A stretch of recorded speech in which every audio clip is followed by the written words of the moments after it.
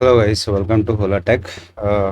This is a session of continuation from the previous. I think we created a MVM basics video, right? So this is the second part of it.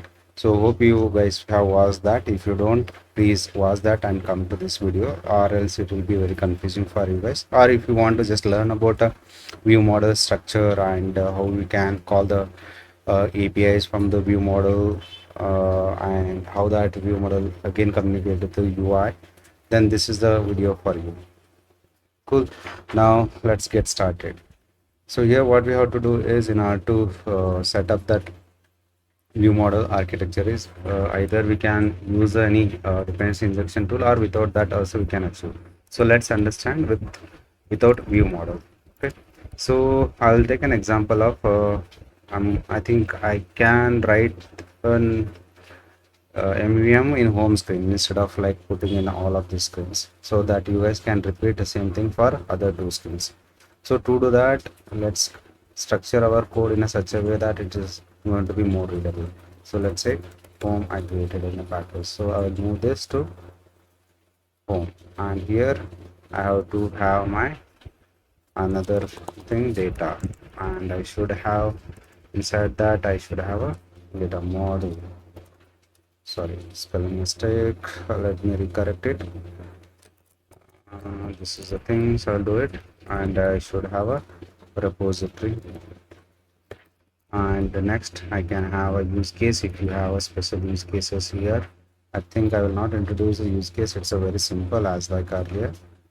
Okay, so I will just name it use case. Okay, now let's create a data model class. So what all the data model will contain, right? A data class, I can say like user user data class. Okay. Data class user, and it will have some user arguments like ID of the user and int, and it has a name of the user. Okay, and next we are going to have the repository. Inside repository we get like user repository, user repo to create. So this is going to be a class, and it will have a function called get user. So it will return an user. Okay, and how it will return, it is very simple. For now we are not going to hit any API request in this session, because it again requires a lot of time and effort. I'm keeping each videos at minimal time as much as possible, so that the folks who wants to watch this video, they can watch only the specific content from each videos, not like everything in one single video. Okay, so now I need to pass user. I will mark the user data over here, and the name would be random name, maybe Rob. ID will be integer. Sorry, it is string. It won't return the data. So instead of like marking a data, in the next session we are going to make a API request here. So to do that, like we would require what HTTP client we required. That setup also we have to do, and we also should use the dependency injection tool, either a Koin or a Koin, or you can use a build, or you can also use a Kotlin inject. Okay. All these options are available. So this is going to be another big session I'm going to cover in the next video. Now user repo is created. What next is we have to create a view model. Okay, I'm going to create a view model outside only user view model. Right here, what I should do, I should have my view model extension. So in this, I'm going to create a user repository, user repo, and I will have user repo instance. This is not a best practice.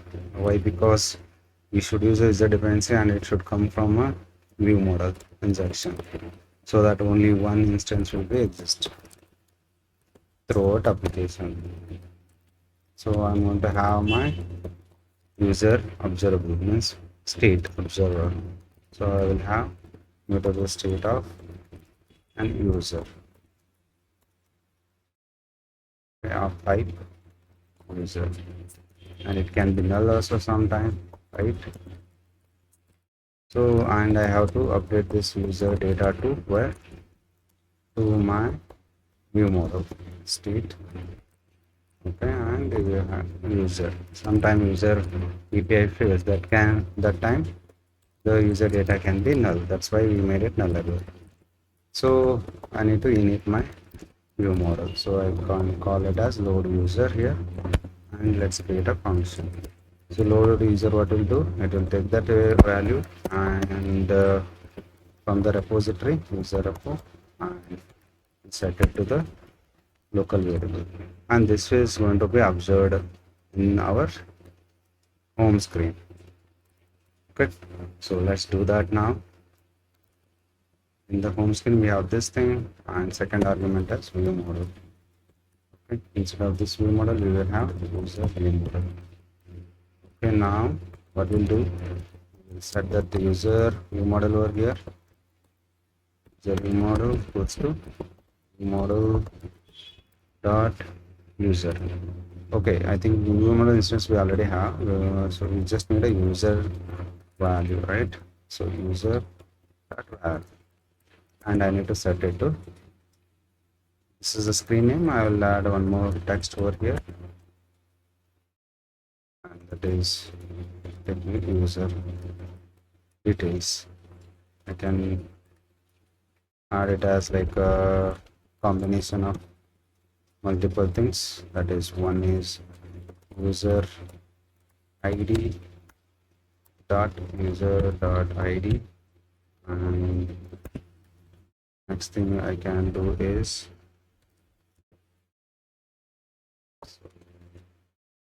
username.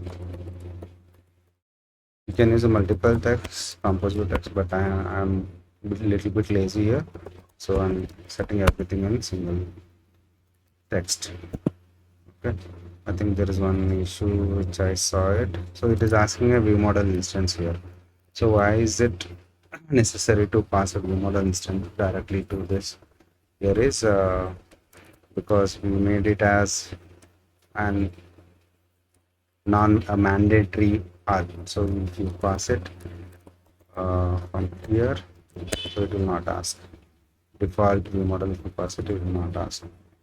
Okay, as you can see, username 1, user id 1 and username Rod. So I thought this will convert into an string, but it is not. What I can do, I should do that one more line, delete this guy and just put this one and remove this guy.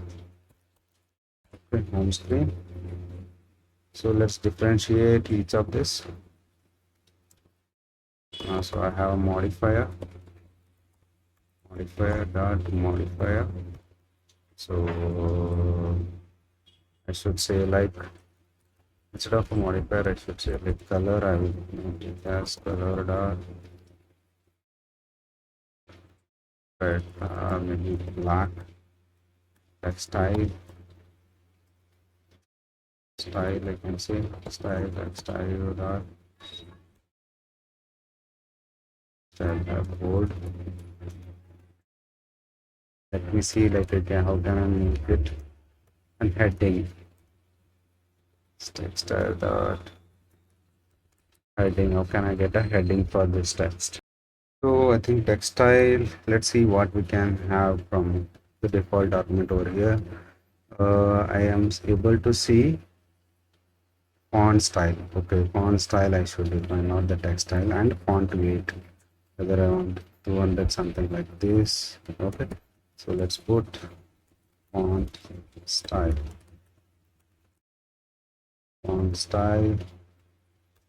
bold, normal, italic. Okay.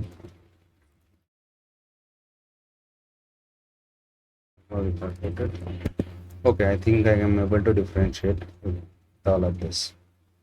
As you guys see, I'm able to have my simple MVM architecture here.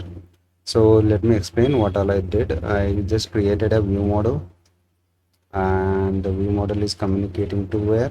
It's communicating to repository, and repository is communicating to where? It's supposed to be communicate to client. So here we mocked it, so it is directly giving a response, and we are handling that response back to UI in composable script, and we are passing the data and showing in the screen.